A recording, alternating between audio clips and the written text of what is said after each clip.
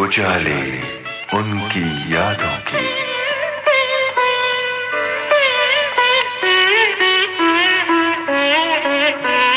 उजाले उनकी यादों की।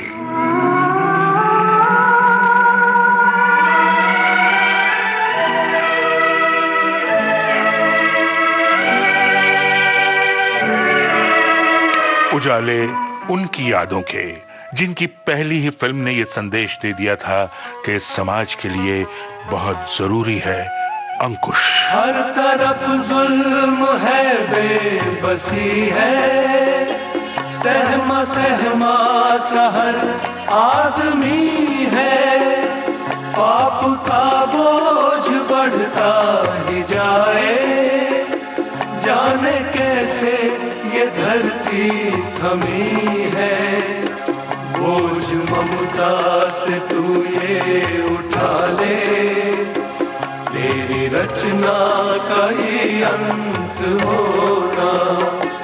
हम चले एक रास्ते पे, हमसे भूल कर भी कोई भूल होना, इतनी शक्ति हमें देना दाता, मन का विश्वास कमजोर होना।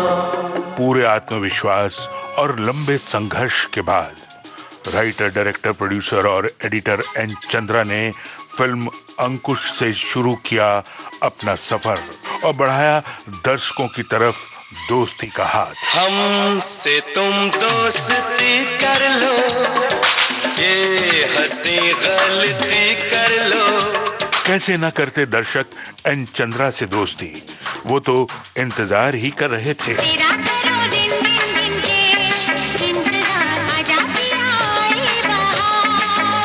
तेजाबी निर्देशक एन चंद्रा की यादों के उजाले विविध भारती की तरंगों पर सिर्फ आपके लिए। कह दो कि तुम हो मेरी, वरना जीना नहीं मुझे है मरना।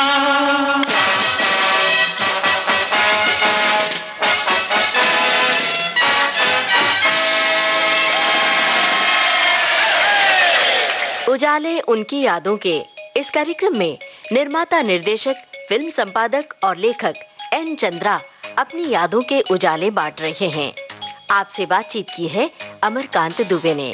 तो आइए सुने इस बातचीत का दूसरा भाग। मुसाफिर हूँ यारो, ना घर है ना ठिकाना,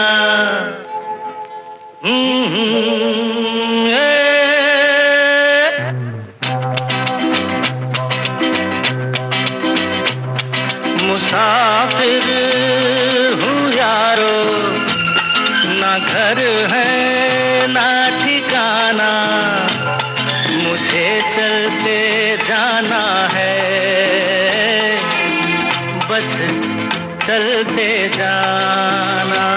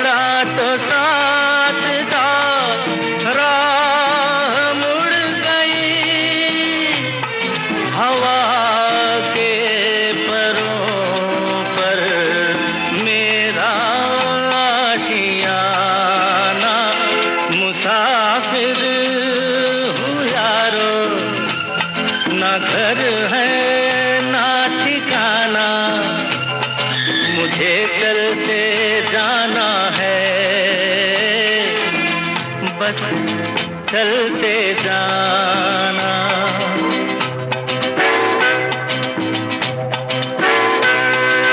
दिन ने हाथ थाम कर इधर बिठा लिया, रात ने इशारा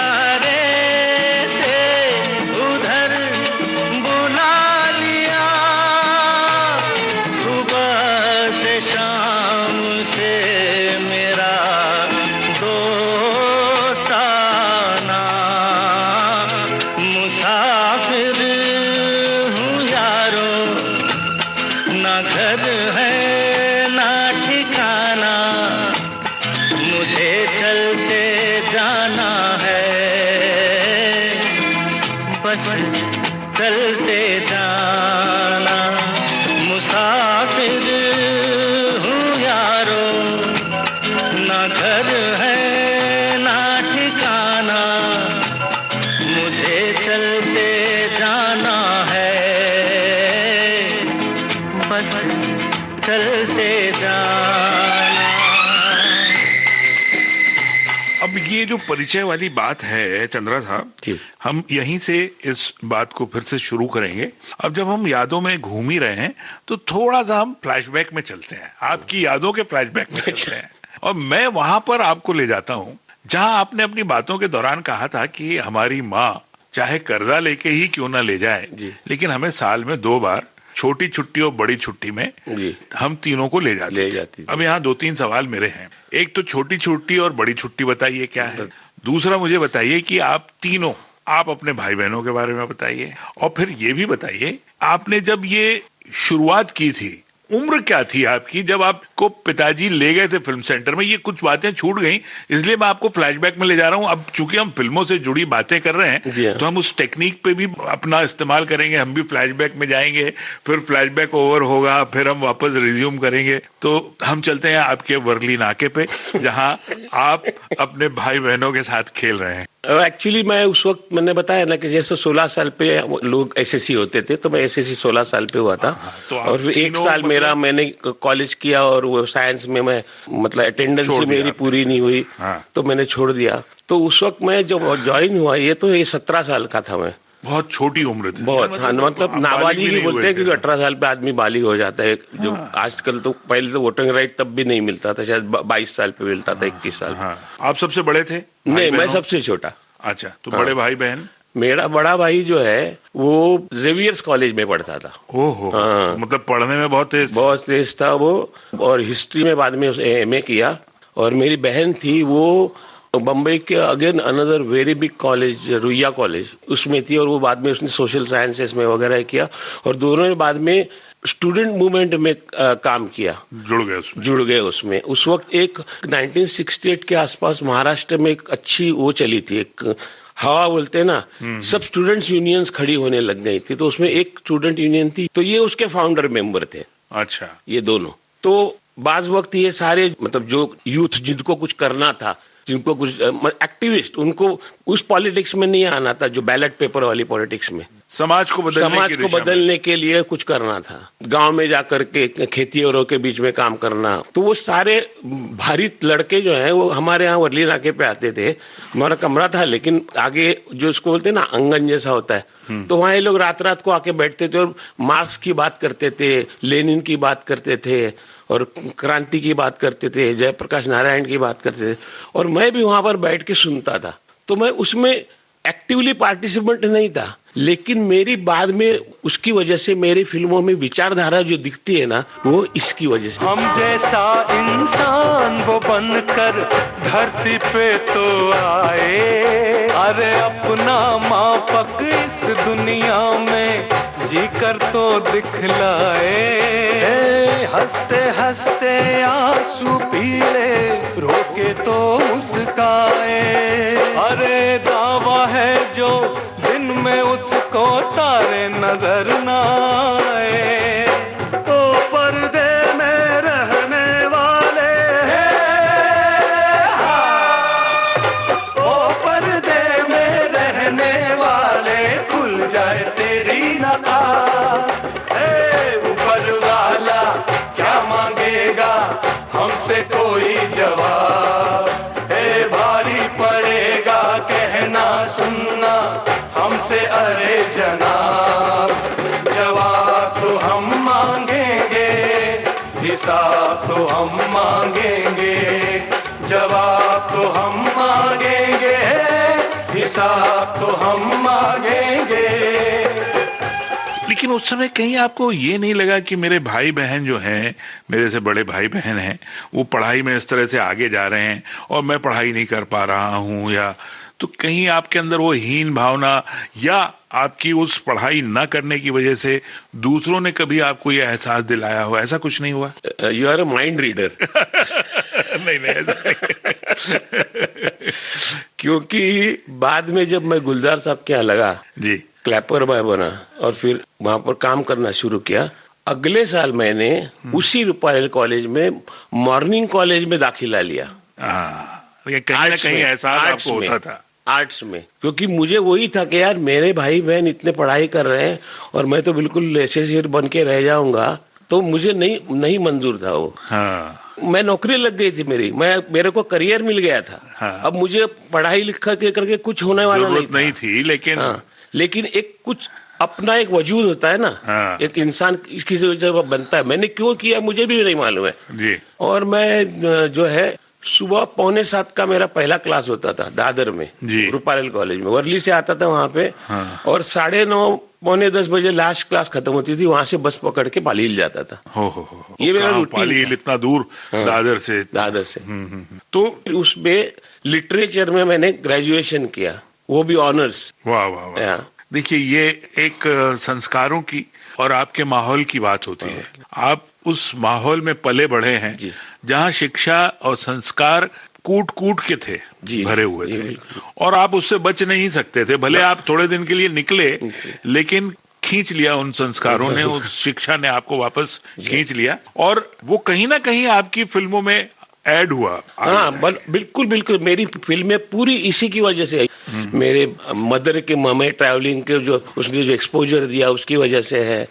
सो मेनी थिंग। सारा वर्लीना के पे जो 1 साल मैंने बेरोजगारी में और लड़कों के साथ खड़ा रहा, उस वक्त उसने मुझे जो अनुभव दिया, ये सारा जो है ये उन्हीं चीजों का जो परिपाक है जो बाद में एन चंद्रा नाम का मतलब फिल्म मेकर बना।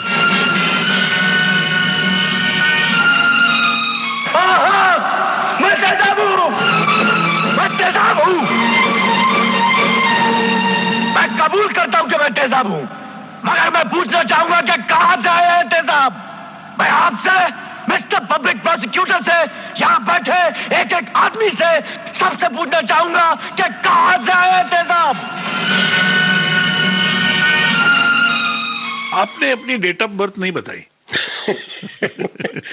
मेरी 4 अप्रैल 1952। 50 साल हो गए मुझे पिछले साल जी। दिसंबर में। 50 इयर्स इन सिनेमा। जी जी जी। 17-18 साल का लड़का गुलजार साहब के साथ क्लैप लेके खड़ा है जी। और गुलजार साहब उस समय परिचय, यानी गुलजार साहब तो वैसे ही मेरे अपने आने के बाद का, और उसके पहले से राइटर कड़े के तो बहुत मशहूर गीतकार के रूप में वैसे ही वो और संवाद लेखक थे बहुत बड़े स्थापित हो चुके थे। जी।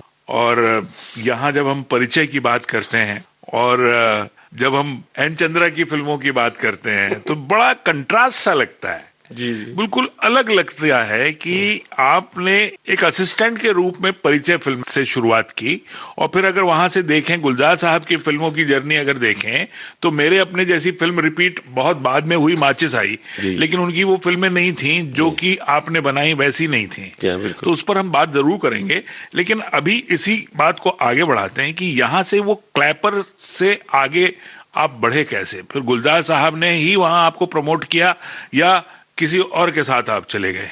नहीं, गुलजार साहब का एक बहुत अच्छा, मतलब उनके बहुत सारे गुण हैं, मतलब गिनते जाओ तो पूरा 24 घंटे बोलता रहूंगा।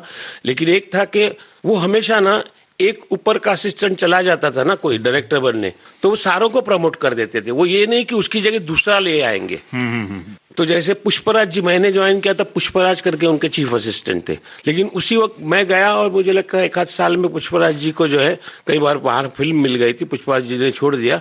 तो जो सेकंड असिस्टेंट थे मेराज, तो मेराज चीफ असिस्टेंट बन गए। मेराज के नीचे राज सिप्पी जो है, जिन्होंने बाद में बहुत बड़े डायरेक्टर बने, राजेंद्र सिप्पी, डड्डू उनको बुलाते थे। हाँ जी, वो सेकंड असिस्टेंट थे, वो मेराज की जगह आ गए। जी जी। राज सिप्पी जिन्होंने राजमहल वगैरह बनाई है, डायरेक्ट की? नहीं, उन्होंने दूसरी कई फिल्में बनाई, धर्मेंद्र जी के साथ वगैरह, विनोद खन्ना के साथ अच्छी फिल्में बनाई। जी जी। फिर उसके बाद राज सिप्पी के बाद, और राज सिप्पी के बाद मैं था, तो मैं भी प्रमोट हो गया। तो इसी तरह से जैसे मेराज को फिल्में मिली तो मेराज निकल गया, तो राज सिप्पी चीफ असिस्टेंट बने। राज सिप्पी को ब्रेक मिला, उसके फादर ने फिल्म बनाई उसके लिए, वो चले गए, तो फिर मैं चीफ असिस्टेंट बना। इस तरह से वो धीरे धीरे धीरे धीरे उस लैडर पे चढ़ता रहा। यानी आप चीफ असिस्टेंट तक पहुंच गए थे? हाँ, मैं आखिर जब उनसे हम लोग पार्ट हुए तब मैं उनका चीफ असिस्टेंट था। तो उस समय कौन सी फिल्म चल रही थी? उस वक्त चल रही थी नमकीन पूरी की मैंने। हाँ। उसके बाद उनकी फिल्म शुरू होने वाली थी, लेकिन मैं किसी वजह से हम लोग दूसरी जगह पे मुझे अच्छा काम मिल गया था। जैसे किताब पिक्चर थी, उसमें मैं चीफ असिस्टेंट था। आप थे उसमें?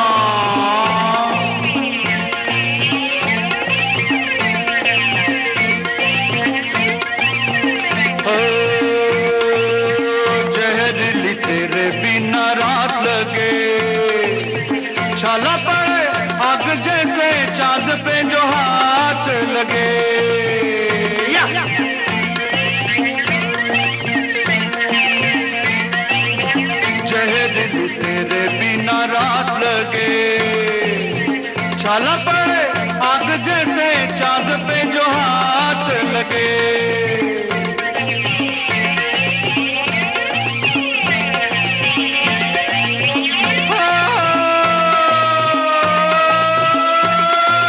गन्नों का गुस्सा है पीर का जुम्मा और चांद का चुम्मा।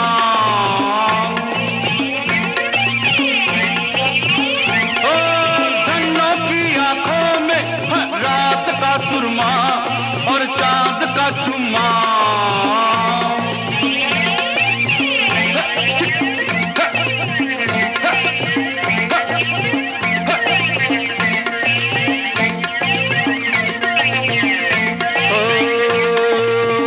धनो तुझे ख्वाब में देखा है, लैला की हीर की किताब में देखा है।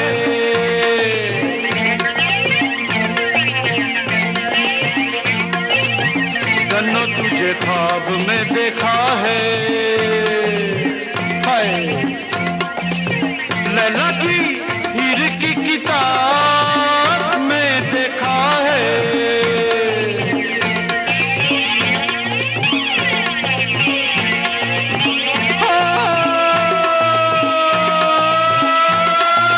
गन्नों की आंखों में नूर का सुरमा और चांद का चुम्मा।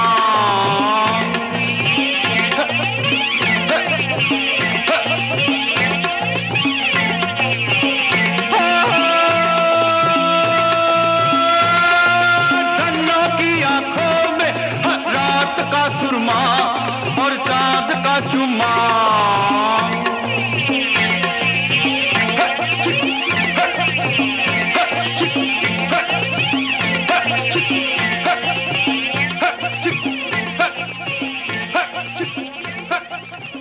तो वहां तक की जितनी गुलजार साहब की फिल्में थी सारी की सारी, आंधी, मौसम, जो आइकॉनिक फिल्में हैं उनकी ना, सारे में मीरा। तो ये आंधी, तो ये तो इतनी बड़ी फिल्में हैं जो मतलब जब भी हिंदी फिल्मों की बात होगी तो इन फिल्मों को छोड़ा नहीं जा सकता। और उनके गाने वगैरह तो आज भी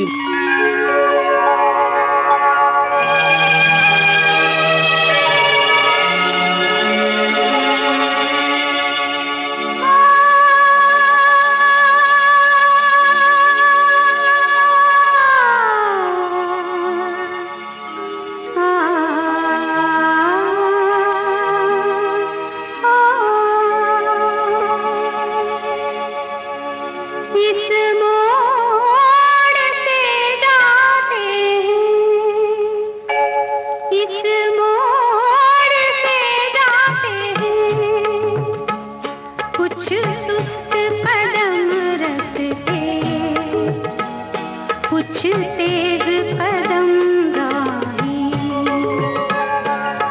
मोड़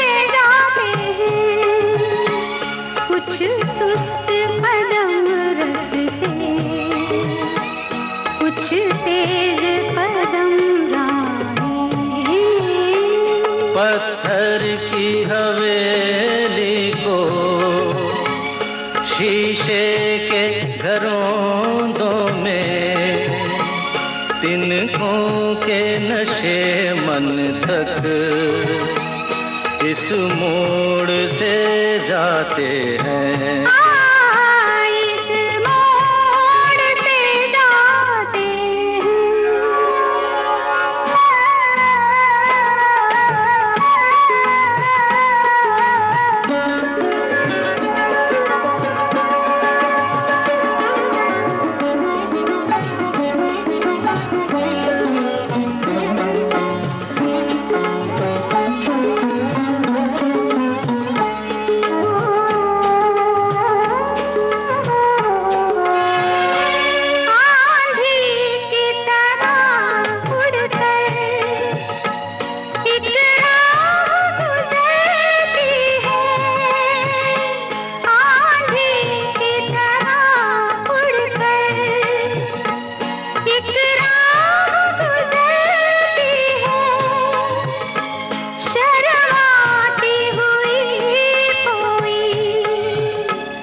कदमों से उतरती है इन रेशमी राहों में।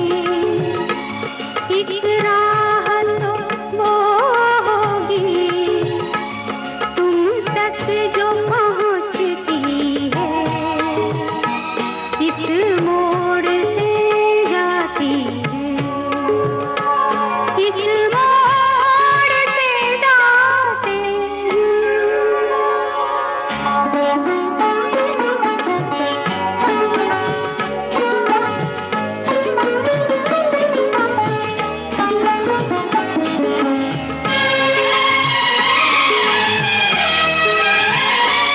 एक दूर से आती है, पास आके पलटती है। एक दूर से आती है, पास आके पलटती है। एक राह अकेली सी रुकती है ना चलती है। ये सोच के बैठी हूँ एक राह तो वो होगी तुम तक जो पहुँचती है, इस मोड़ से जाते हैं, इस मोड़ से जाते हैं। कुछ सुस्त कदम रखते, कुछ तेज कदम राहें। पत्थर की हवेली को शीशे के घरों में तिनकों के नशे मन तक इस मोड़ से जाते हैं।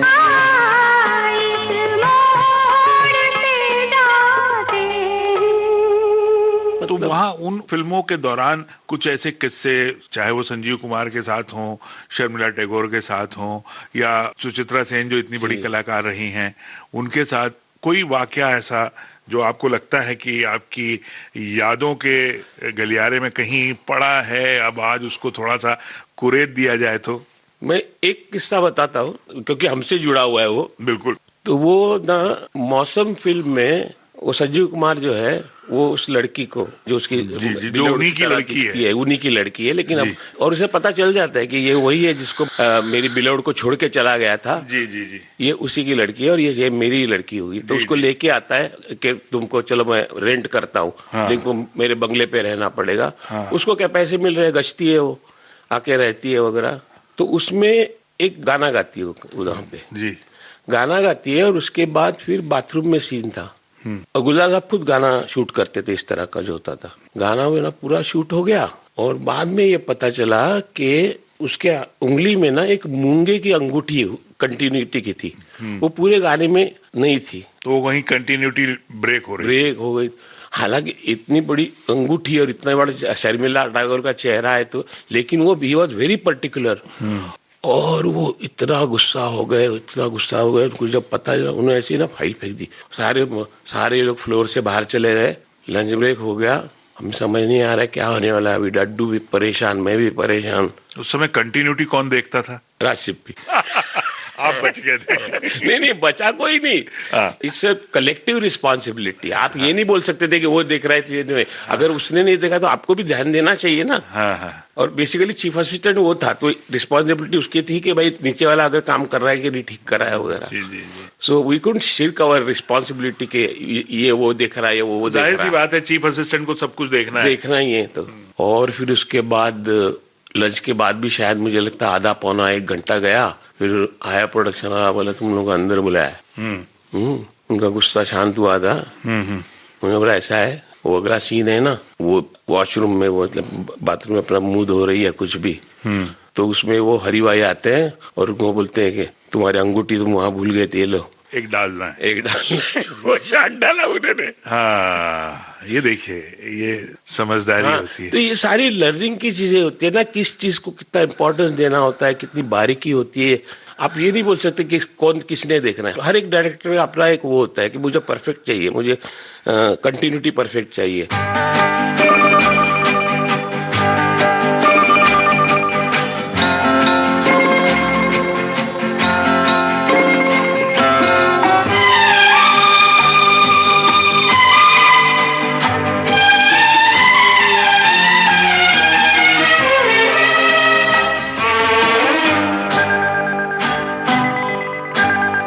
रुके रुके से कदम रुक के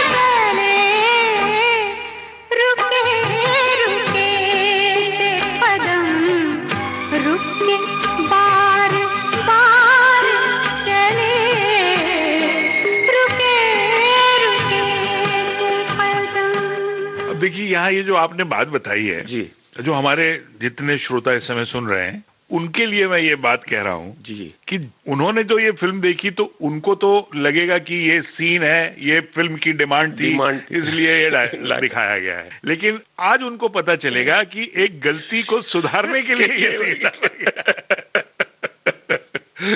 जी जी। अच्छा, एक चीज मैं आपसे पूछना चाहता हूँ कि परिचय से लेकर नमकीन तक आप उनके साथ थे, यानी परिचय के बाद जितनी भी फिल्में प्लान हुई जी, तो प्री प्रोडक्शन के दौरान आपने एक बात ये भी कही है कि उनके यहाँ एक रूल था कि उनका जो भी असिस्टेंट है वो शूट हो या ना हो उसको रोज आना है। तो क्या स्टोरी सेशन में आप गुलजार साहब के साथ शामिल होते थे? जी हाँ, उनका वही एक जो मैंने कहा ना कि उनके कई जो है गुण हैं जो मतलब आज भी मैं खुद भी उतने शायद अडॉप्ट नहीं कर पाया हूँ। उसमें एक था कि जो आजकल डायरेक्टर्स हैं मैंने खुद देखा इसलिए कि भाई वो सिर्फ अपने एसोसिएट डायरेक्टर्स के साथ ही मतलब इंटरेक्ट करते हैं, फिर एसोसिएट सबके साथ करता है, उनको शायद अपने थर्ड असिस्टेंट का नाम भी नहीं मालूम होता। They only talk to only one person जो एसोसिएट डायरेक्टर होता है। लेकिन गुलजार साहब के ऐसा था कि उनकी जब स्क्रिप्ट बन के आती थी पूरी, जब लिख के आते थे, फाइनल हो जाती थी, हर असिस्टेंट को इवन अप्रेंटिस को खुद के हाथों से लिख के खुद की कॉपी अपने पास रखनी पड़ती थी जी। हर स्क्रिप्ट की कॉपी मेरी अपनी मेरे हाथ से लिखी हुई मेरे पास होती थी टू फॉलो, ताकि मैं कोई मिस्टेक नहीं करूं, मैं किसी के ऊपर डिपेंड नहीं करूं, किसी को ये नहीं बोलूं सर मेरे पास तो स्क्रिप्ट नहीं, मुझे नहीं सीन नंबर मालूम। आपके पास स्क्रिप्ट है ना आपकी, you can not make any mistake, you have to look into it, you have to read it, you have to understand it, उसकी रिक्वायरमेंट्स क्या है, उस सीन में क्या चाहिए, आर्ट डायरेक्टर को क्या बताना है, मतलब अप्रेंटिस तक के पास स्क्रिप्ट होती थी। हाँ, ये बहुत बड़ी बात है। और मतलब अगर देखा जाए तो एक पूरी यूनिवर्सिटी या स्कूल नहीं यूनिवर्सिटी थी। नहीं यूनिवर्सिटी थी ये तो, सब कुछ सीखने मिल रहा था। और यहाँ से आप चूंकि आप स्टोरी सेशन में भी थे, सारी चीजों में आप रहते थे, तो फिल्म निर्माण की हर विधा को आप समझते चले गए। जी हाँ, बिल्कुल सही बात है। फिर आपने हमें बताया कि नमकीन वो फिल्म थी जो आपकी बतौर चीफ असिस्टेंट आखिरी फिल्म थी।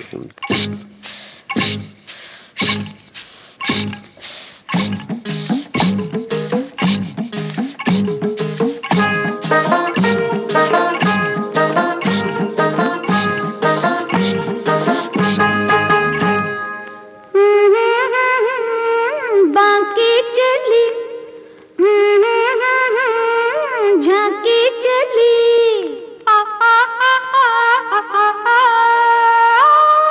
पंत भत्ते तक बैगुन परा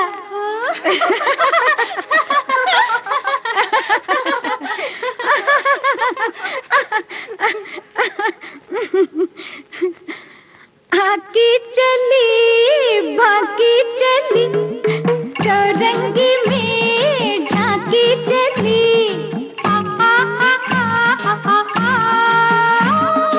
पंत भत्ते तक बैगुन पोरा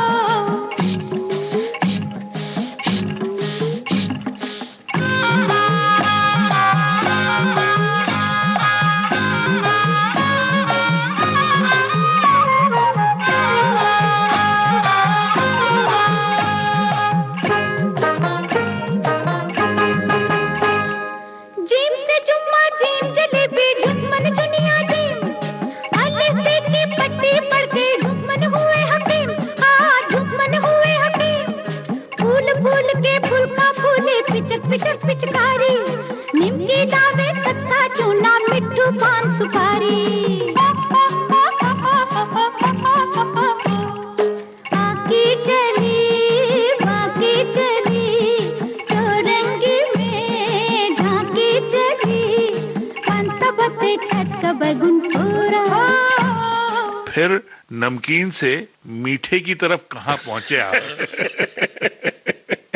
देखिए, मैं मीठे की बात इसलिए कर रहा हूँ चंद्रा साहब की दो बातें थी आपके लिए। यहाँ तक जहाँ आपने नमकीन जो छोड़ने की बात की, यहाँ जहाँ आपने सोचा कि अब मुझे यहाँ छोड़ना है, आप एक फिल्म विधा में पूरी तरह से पारंगत हो गए थे। आप सारी चीजें सीख गए थे। एक फिल्म को प्री प्रोडक्शन से लेके थिएटर तक कैसे पहुंचाना, ये सब कुछ आप सीख चुके थे। और यहाँ आने से पहले आप एडिटिंग के सारी जो गुर थे वो भी सीख चुके थे। तो अब आपके दोनों हाथ में लड्डू थे। आप चाहते तो आप एडिटर बने या डायरेक्टर बने। वैसे ऐसा कहते हैं कि एक अच्छा एडिटर एक अच्छा डायरेक्टर बन जाता है। तो ये अब आपके पास मतलब दो चीजें थी और जो बहुत सशक्त विधा जो थी फिल्म की वो आपके पास थी। तो फिर यहाँ से आप कैसे किस तरफ गए? और एक सवाल जो बहुत पहले अभी थोड़ी देर पहले मैंने आपसे पूछा था कि आप फुल फ्लेजेड एडिटर कब बने, तो अब आप पर छोड़ता हूँ कि आप मुझे बताएं कि फुल फ्लेजेड एडिटर आप कब बने या नमकीन के बाद फिर आपने क्या किया? तो जैसे नमकीन के बाद मैंने छोड़ा तब और कुछ अरसे बाद मेरी शादी हो गई और हम लोग वर्ली नाके पे, मैंने बताया म्युनिसिपल क्वार्टर्स में, वहां ही रहता था मैं जी। और मेरा भाई जो था, जो हाउसिंग फाइनेंस कॉर्पोरेशन में ब्रांच मैनेजर था, और वो उसका तबादला कहीं रूरल महाराष्ट्र में हुआ था, दूसरी सिटीज में, तो वो यहाँ था नहीं। बहन की शादी हो गई फिर, तो मैं अकेला ही वहाँ और मेरी वाइफ के साथ रहता था। तो अब मुझे जॉब चाहिए थी, तो वहीं पर आसपास जो है सारे स्टूडियोज भी हुआ करते थे, लैब भी हुआ करती थी। तो फेमस स्टूडियो करके है महालक्ष्मी स्टेशन के पास जी। तो वो मेरे यहाँ वॉकिंग डिस्टेंस पे था, जैसे 2-3 बस स्टॉप, तो हम तो ऐसे चले जाते थे। तो एक दिन मैं वहाँ फेमस स्टूडियो गया था किसी से मिलने या क्या है, और अच्छा बाय द वे मैं असिस्टेंट मतलब एडिटिंग में जाकर के नेगेटिव कटिंग करना, डबिंग मैचिंग करना, उससे अपना गुजारा फैमिली का चल रहा था। और वहां गया, वो एक कमला देवैया करके प्राणलाल मेहता जी की प्रोडक्शन कंट्रोलर थी। वो दोनों मुझे मिले थे, जिनसे मुलाकात हुई, जिनके साथ मैंने काम किया था, वो किनारा फिल्म में, वो किनारा के प्रोड्यूसर थे।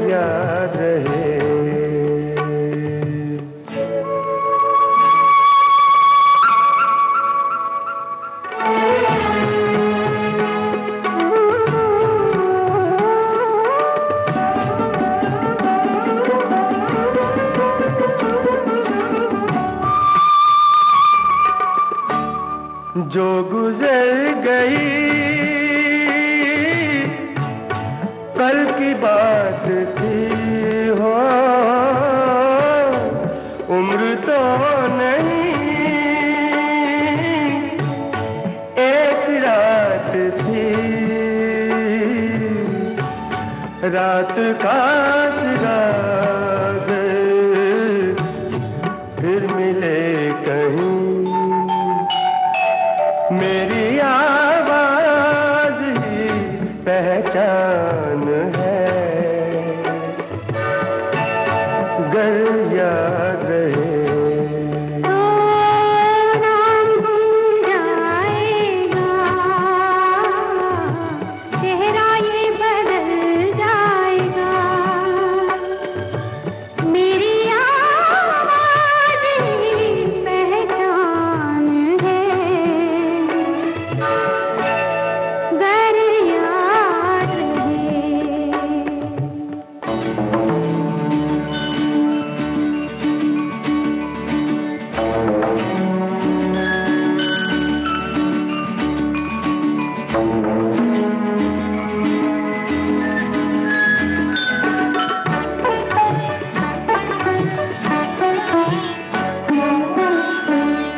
दिन ढले जहाँ रात पास हो जिंदगी की ऊंची कर चलो याद आए घर कभी जी उदास हो मेरी आवाज ही पहचान है गर याद रहे नाम गुम जाएगा चेहरा ये बदल जाएगा मेरी आवाज ही पहचान है गर याद रहे। किनारा फिल्म के प्रोड्यूसर थे प्राणलाल मेहता और उनकी प्रोडक्शन कंट्रोलर थी कमला देवैया। तो मुझे अचानक वो कॉरिडोर में मिल गई। अरे मैंने कहा कमला क्या तुम? बोले चंदू यहाँ तुम क्या कर रहे हो वगैरह। मुझे सारे उस वक्त चंदू बुलाते थे प्यार से। तो मैंने कहा नहीं मैं ऐसे बस गुलजार साहब कैसे क्या चल रहा है। मैंने तो बताया कि मैं अभी गुलजार साहब के साथ काम नहीं कर रहा हूँ करके। तो बोले अच्छा तुम मुझे कल मिलना। मैंने कहा ठीक है मिलता, मुझे पता नहीं चला कि क्या है वो। तो दूसरे दिन मैं गया तो उसने बताया था कि कहाँ उनका ऑफिस है। तो वो मेरा वेट ही कर रही थी। बोली मैंने बताया प्राण जी को कि तुम गुलजार साहब के साथ नहीं हो अभी, तो प्राण जी तुमसे बात करेंगे। तो प्राण जी के कमरे में मैं गया। अरे कैसे चंदू आ जाओ बैठो चाय वाय पिलाई। तो मुझे बोलने लगे कि एक काम कर सकते हो मेरा। मैं बोलिए। बोले मैंने ना साउथ के एक बहुत बड़े डायरेक्टर है बापू, उनको साइन किया है। अच्छा। और एक रीमेक की फिल्म ली है वहाँ की जो वो बनाने वाली मेरे लिए। तो उनको हिंदी आती नहीं है और मैंने तुम्हारा काम देखा हुआ है कि तुम कितने माहिर हो। तो तुम क्या इस फिल्म में एसोसिएट डायरेक्टर का काम करोगे उनके साथ? क्योंकि वो रहते वहां पे है, शूटिंग के लिए आएंगे, शूटिंग के बाद चले जाएंगे। तो उनके पीछे हैंडल करने वाला आदमी चाहिए जिसको सब कुछ मालूम हो। उससे ज्यादा क्या चाहिए था मुझे। बिल्कुल। और प्रमोट भी हो रहे थे। प्रमोट भी हो रहा था मैं, एसोसिएट डायरेक्टर। तो बापू साहब आए, उनसे मुलाकात हुई और उनके और मेरे इतने अच्छे संबंध हो गए ना, मतलब लाइक वो मेरे को अपने बेटे की तरह मानने लग गए थे। और फिर स्क्रिप्ट का चेक करना, मतलब वो डायलॉग राइटर से ज्यादा मुझ पर विश्वास करते थे। मुझे पूछते थे सीन कैसे लिखा है, क्योंकि उन्होंने तेलुगु में वो खुद राइटर थे लेकिन हिंदी उनको नहीं आती थी। तो ये लिखा हुआ कैसा है, अगर मैं बोलता नहीं थोड़ा कम तो बोलते थे तुम रीराइट करके लाओ इसको या इस तरह से। फिर फर्स्ट शेड्यूल जैसे हुआ तो मैच बैच हो गया सारा, पॉजिटिव भी एडिटर का है। तो मैंने एक दिन उनको बोला कि सर ऐसा है कि मैंने एक्चुअली शुरुआत एज एन एडिटर की, असिस्टेंट की थी एडिटिंग में। मैं वामन गुरु के साथ काम कर चुका हूँ, मैं ये फिल्म इतनी फिल्में कर चुका हूँ एडिटिंग में एज एन असिस्टेंट। अगर आप मुझे मौका दें तो मैं ये फिल्म एडिट करूं क्या? अच्छा पूरे सेट में मैं साई था साथ में, पूरा मालूम था। एसोसिएट डायरेक्टर था, मैं ही फाइल पकड़ता था, मैं ही आर्टिस्ट को जाके डायलॉग समझाता था सब। और वो इतने कमाल, ही वाज अ फेमस व्यंग्य चित्रकार भी थे। उनको कैमरा का सेंस ऐसा लगता था, मतलब हम देखते थे इस सेट में क्या होगा, लेकिन वो जिस तरह जैसे उन्होंने कैमरा रखा मैं देखता था जाके तो सडनली एक पेंटिंग खड़ी हो जाती थी सामने। बहुत ही मतलब फ्रेम कमाल का, मतलब उनसे भी मैं सीखने लग गया था कि फ्रेमिंग क्या होती है जी, एक पेंटिंग की तरह फ्रेमिंग कैसे लग सकती है घर में भी जी। क्योंकि उनकी कटिंग के पॉइंट्स मुझे बताते कि चंदू ये इधर कटिंग होगा, ये शॉट यहाँ कटिंग होगा, तो मुझे अंदाजा आ गया था। मैंने कहा अगर आपको पहला शेड्यूल अगर नहीं अच्छा लगा तो मैं आपको चंदू मैं सारा फिर से पूरा जोड़ दूंगा और आपको जिसको देना है दीजिए, मैं आपको पूछूंगा नहीं कि क्या अच्छा नहीं लगा, I will not debate with you. तो बोले ठीक है। उन्होंने इनको बोला कि ये इसको एडिट करने दो फर्स्ट शेड्यूल, लेट मी सी। तो मैंने एडिट किया, अगले शेड्यूल के पहले आ गए वो एक दिन। अब बताओ जैसे कंप्लीट हो गया, जो दो एक रील बने होंगे तो बोले you are fantastic, this is how I wanted it.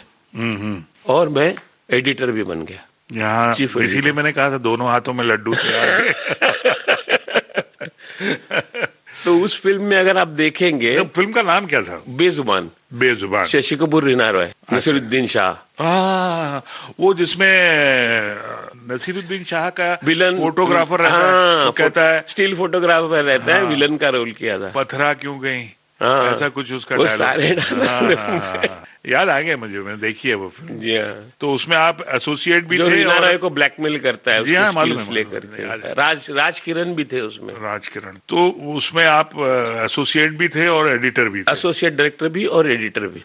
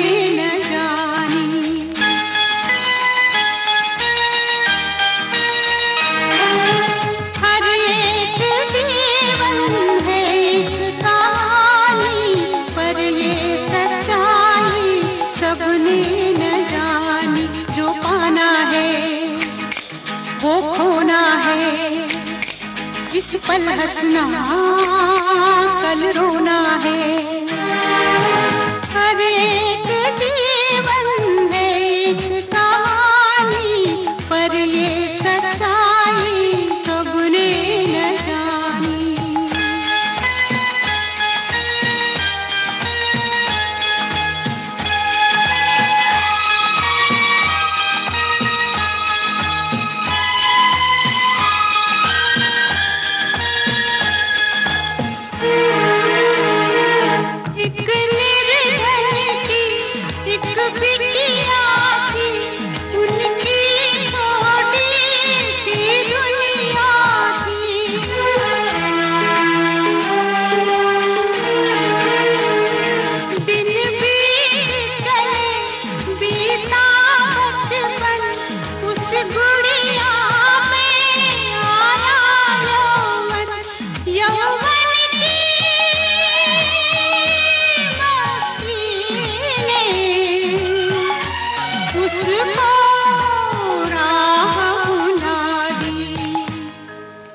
फिसल गया वो चीख पड़ी ऊंचाई से खाई में गिरी, मुरझा गई वो फूलों की रानी, पर ये सच्चाई सबने न जानी।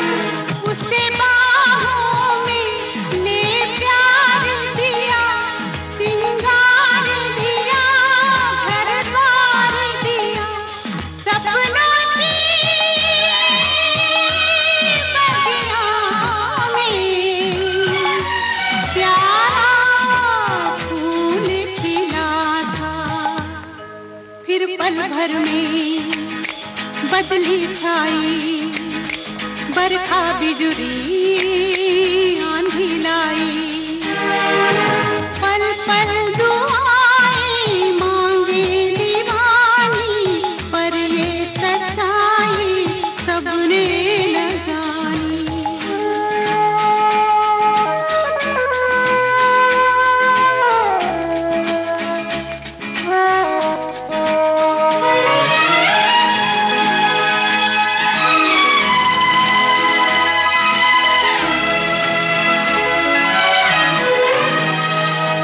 जग के मालिक मेरी है खता, मेरे अपने क्यों पाए सजा।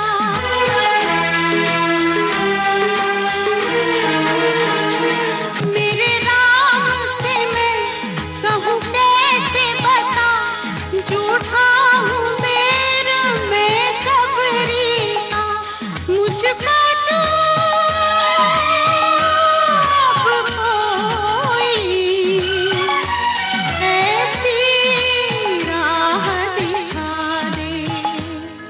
मेरी ममता पे दिल दामन हो, सिंदूर मेरा बदनाम न हो, समझे कोई मेरी बेजुबानी।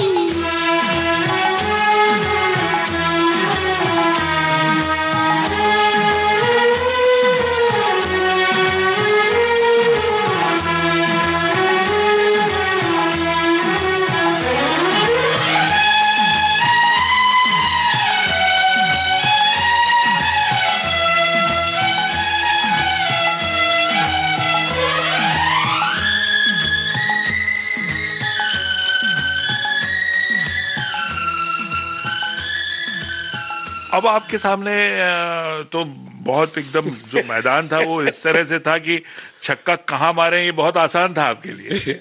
उसमें और फिर क्या बात हो गई कि ये फिल्म शुरू होने वाली थी, इतने में बापू साहब ने और एक फिल्म साइन की, और इस बार वो फिल्म थी बोनी कपूर की। ये फिल्म थी वो 7 दिन, जिसमें अनिल कपूर को बड़े लेवल पे वो लॉन्च कर रहे थे जी, और पद्मिनी कोल्हापुरे थी, नसीरुद्दीन शाह भी थे।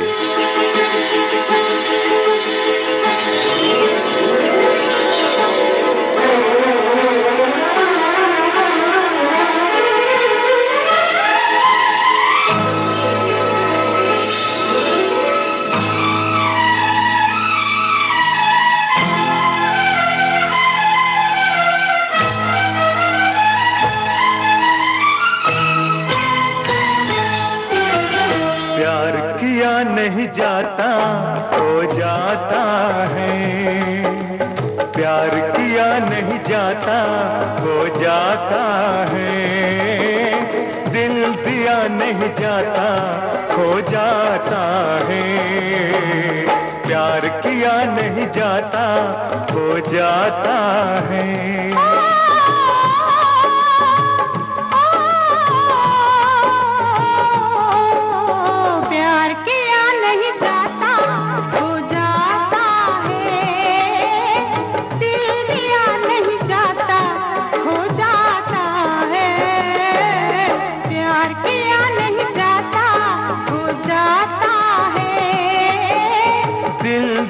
नहीं जाता हो जाता है।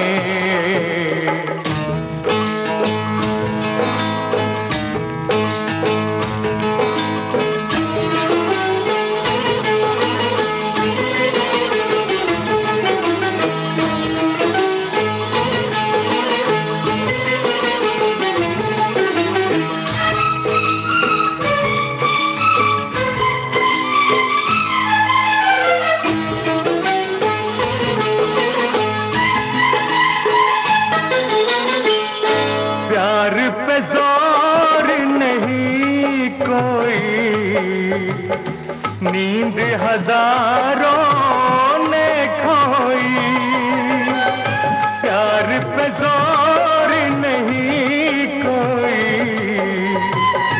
नींद हजारों ने खोई, आकर दिल की बात